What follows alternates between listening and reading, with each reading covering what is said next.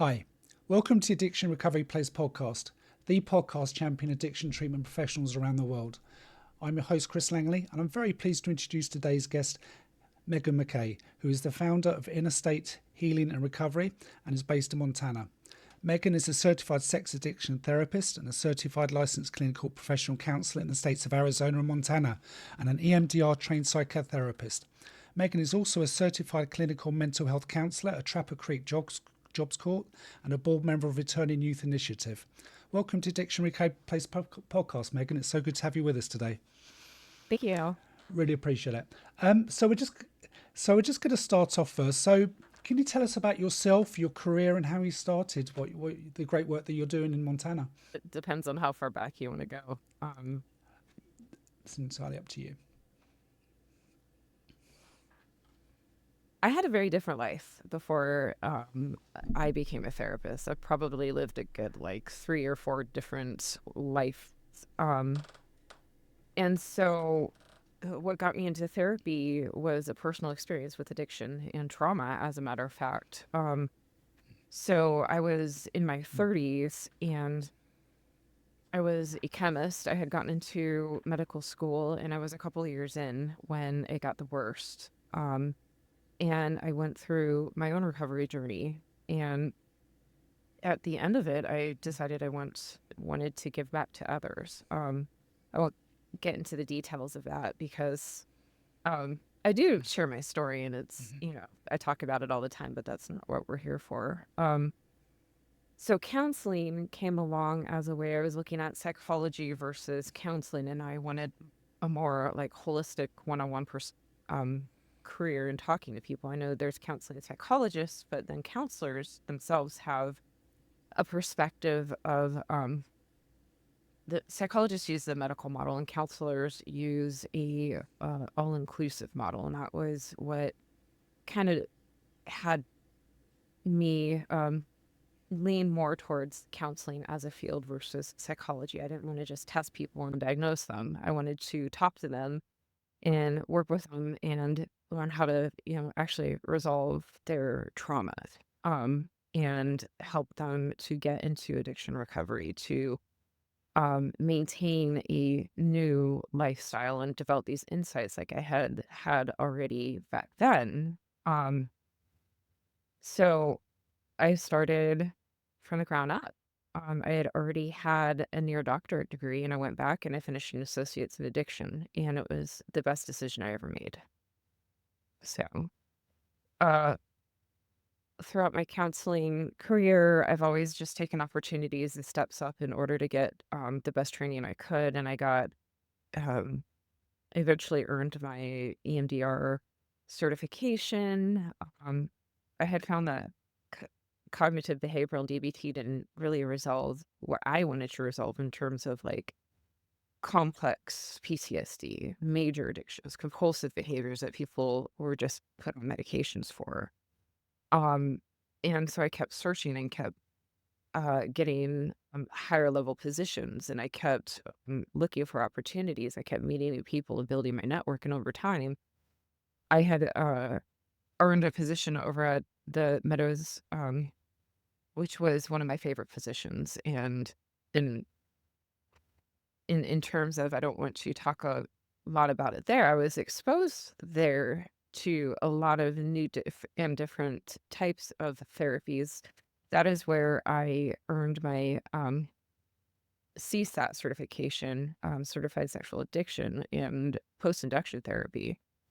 And with those, brought a lot of insight and kind of a whole new world of therapy and treatment models. And it talks a lot about intimacy disorders. It goes into attachment theory. It goes into compulsive behaviors and why, people do what they do in relationships or never do in relationships. It talked about developmental trauma, why we become who we are and how and why we respond to things like we do. And that knowledge gives you the power to do something about it, to change it. And it was a big turning point. I was introduced to personally Dr. Bess Vanderkolk, Peter Levine's work, Stephen Porges's work, and I just kept seeking out more training and more information to the point that I am getting trained in somatic experiencing. I've got a lot of certifications already, but that's probably my favorite so far.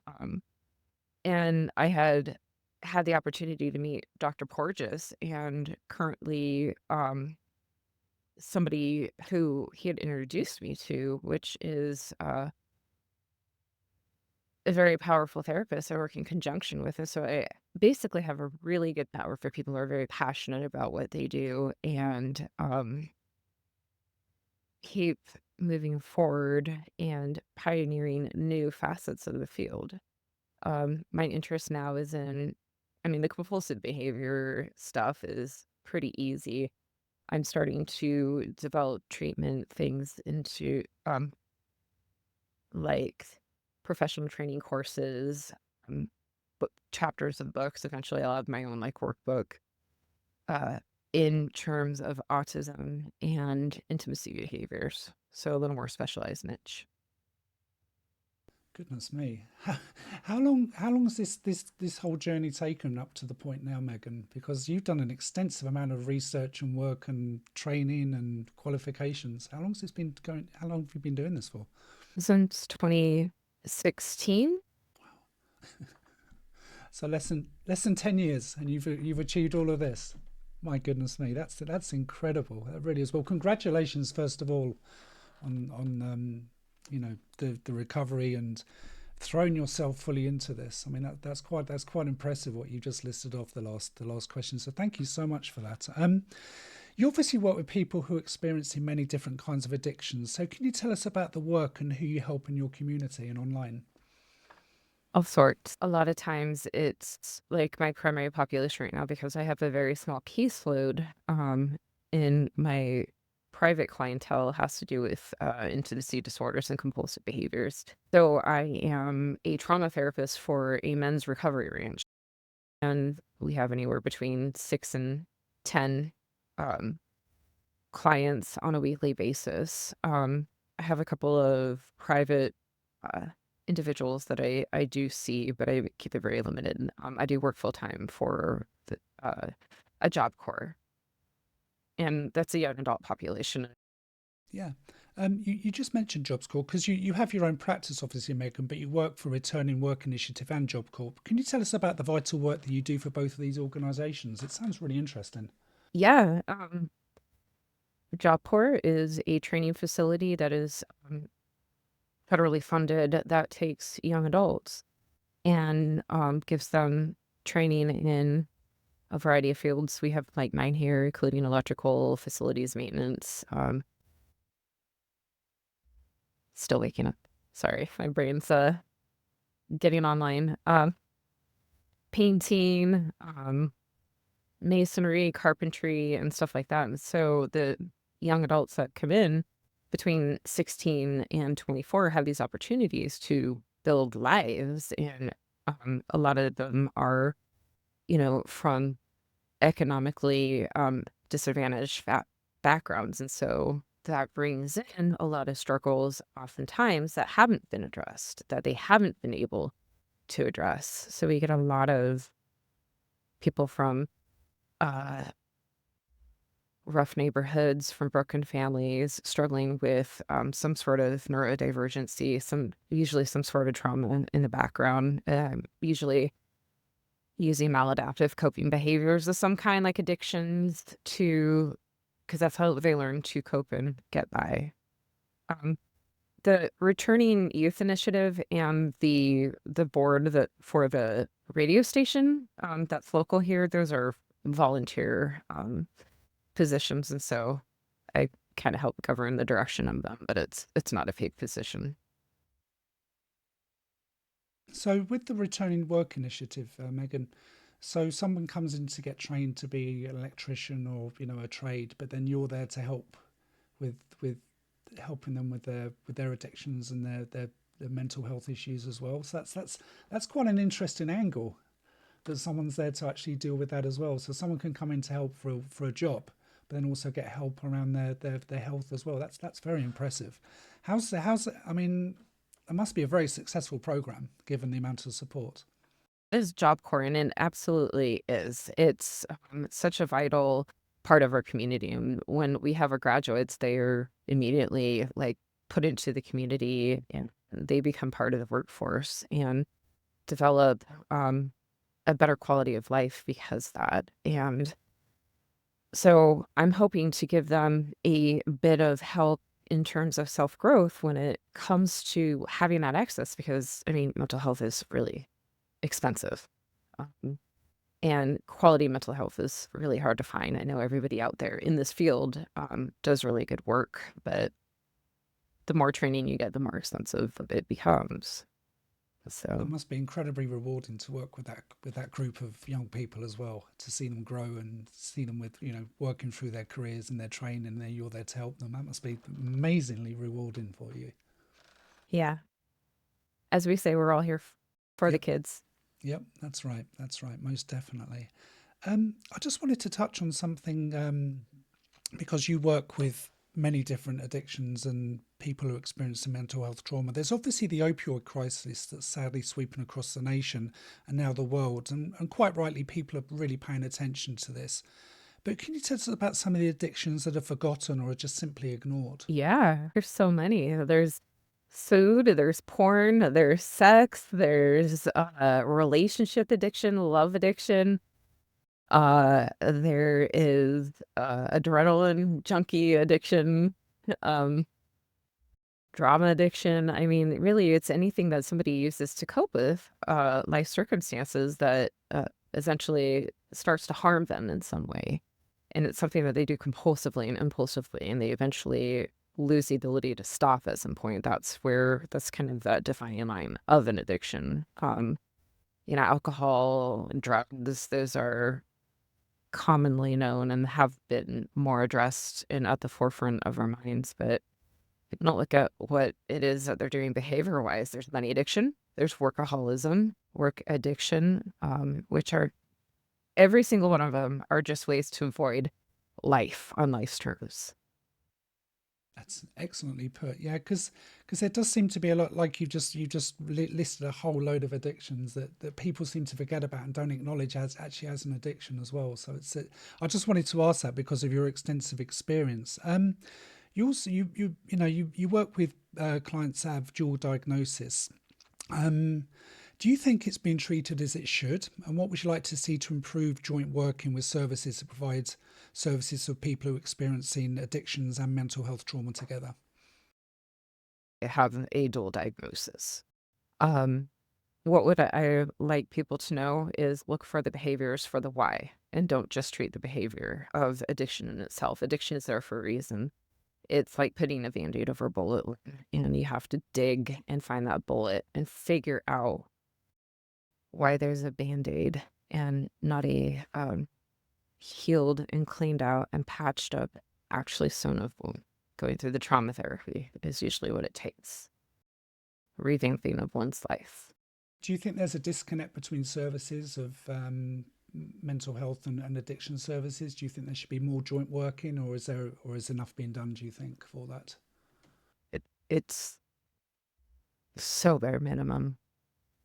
I mean, a lot of people are doing excellent work, but the more community based that you get, the worse it gets.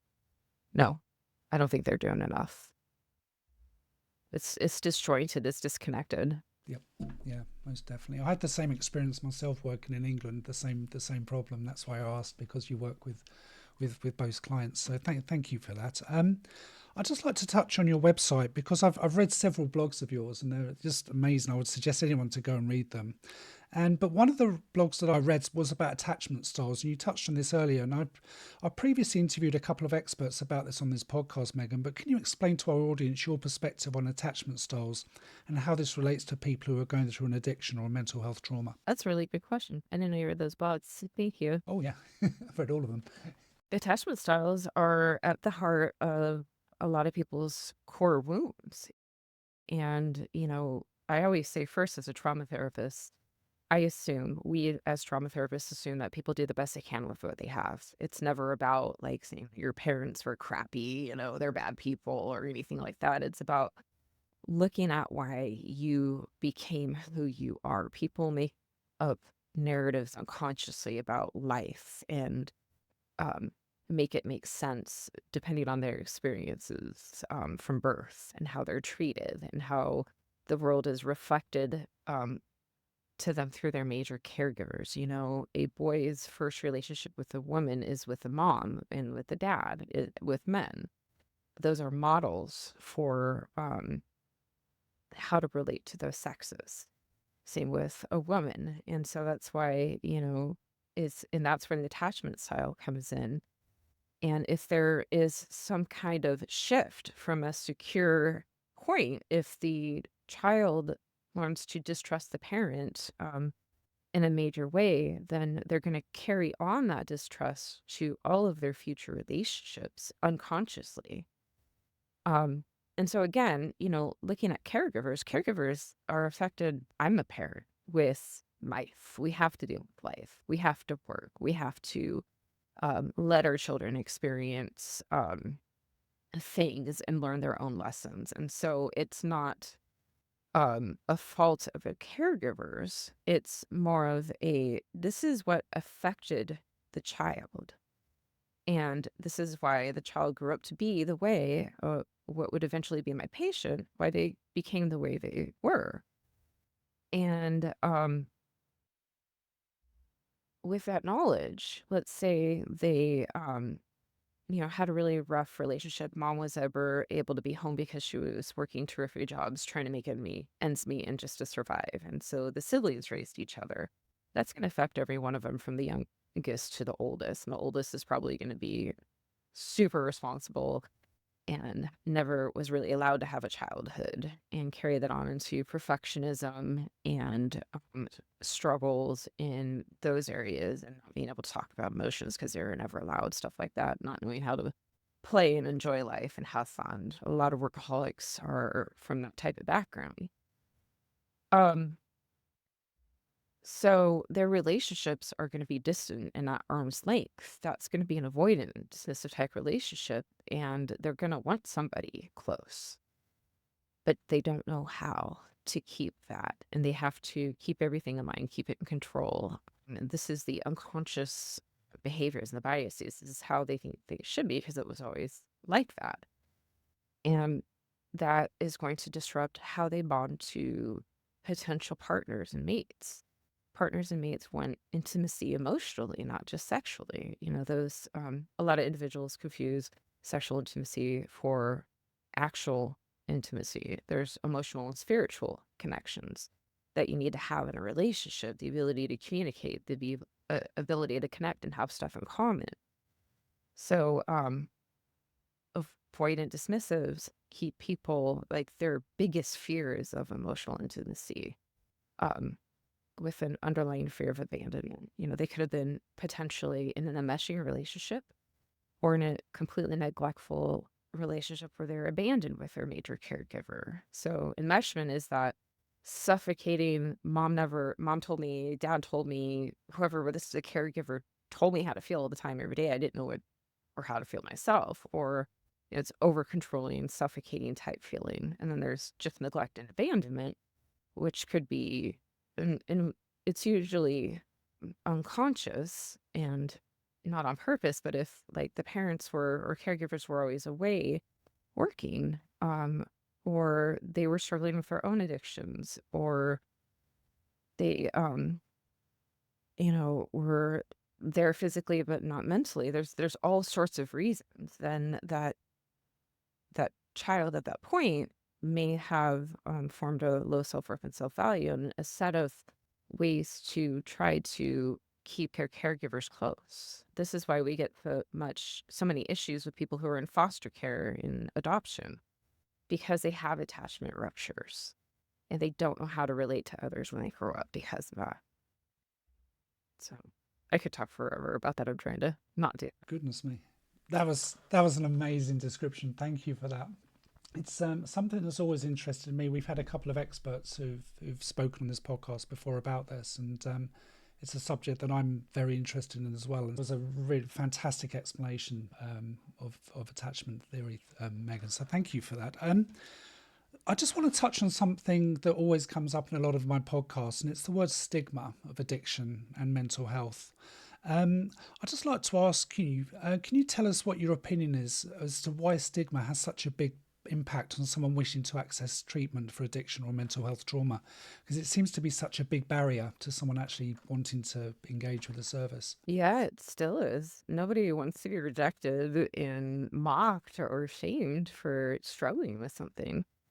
And oftentimes people will play these power dynamics where they feel one down on the inside a lot less than everybody else. So they have to treat everybody else. They have a presentation of being one up on the outside to put everybody else in a one down position. So that's where they play the power game of I'm better than you. And this is why. And, you're an addict, a junkie. You're never going to amount to anything. I've never dealt with that. Or, you even get into that with addictions. Like, oh, I was an alcoholic, but God, I've never done that's such a dirty thing. And it's like, it's all the same dude. It's just very sad that in this day and age, with how things are supposedly progressing, that stigma is just still such a big has still such a big impact on someone. It's really tragic, but hopefully things are moving on slightly for that we can move away from the stigma of addiction and actually address it properly, full on. Would you agree with that? I would love to see that. I think that when this stuff affects somebody, they need to look at why that affects them, because usually it sparks a struggle that they have within themselves. Whenever somebody says, this bothers me so much, I can't stand that person, whatever that is, I'm like, so how do you identify with them? What is it about that person that is similar to you? And it'd be nice if that stigma would go away, but and especially if you're looking at like sex and porn addiction, which is completely stigmatized. Nobody wants to look at that. You start to shame men and women for it, and you get all these names like uh, gigolo or slut. You want to, label them like terrible people, but it's an addiction, relationship, it's jumping from one to the other. That's an addiction. I don't know if you want to cut those terms out, but that's the root of stigma. It's horrible. People treat each other horribly because of it, and that keeps people from getting better at the end of the day, because we can be so cruel to those who are already down. Yeah, most definitely. Last couple of questions, Megan. I ask all my guests this because I get such a wide and varied response, but can you tell me what your opinion as harm reduction is and how it can play such a role in recovery? I think you're delaying the inevitable with harm reduction. Something is better than nothing. But I look at solving the core issues and not trying to control the amount of use. And again, somebody also needs to be willing and committed to stopping. And so it's kind of a complex situation. I'm going to tell somebody what to do. If that model is what works best for that person in that person's life, then I will support that. Absolutely.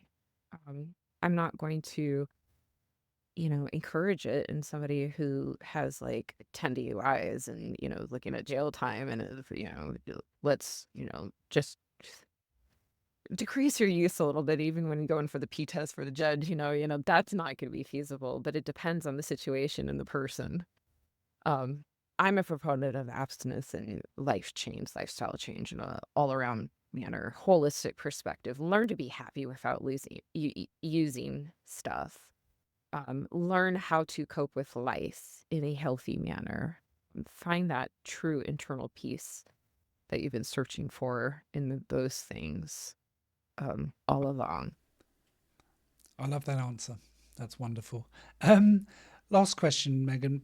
Do you have a message for anyone who's listening to this podcast who's going through an addiction or mental health trauma? What would you like to say to them? You're not alone, and there's a lot of millions of other people who are struggling just like you are, and it always gets better. Don't give up trying. Even if you fall, You go back 5 steps, take 2 steps forward, you relapse. It might take years, excruciating amount of pain and shame. It still will get better. Don't ever stop trying. That's awesome. Well, can you tell our listeners how to best to contact you and to find your service online as well, Megan? Sure, it's interstatehealingandrecovery.com, as in all one word. And I didn't think about how long and awful that was going to be when I made that web address, but it's INN as in within. Interstate Healing and Recovery altogether. .com. My blog is bloggingforrecovery.com. I've got to put that back up. I was doing some revamping on the website. My email is on that same site. You can send a message. 602-345-1354 is my business number. Excellent. Well, Megan, I'd just like to thank you personally for your time this morning. I know it's very early where you are, and I really appreciate you taking the time out to speak to us today. I just want to thank you very much indeed. Thank you. I appreciate the opportunity. Thank you. Thank you, Megan.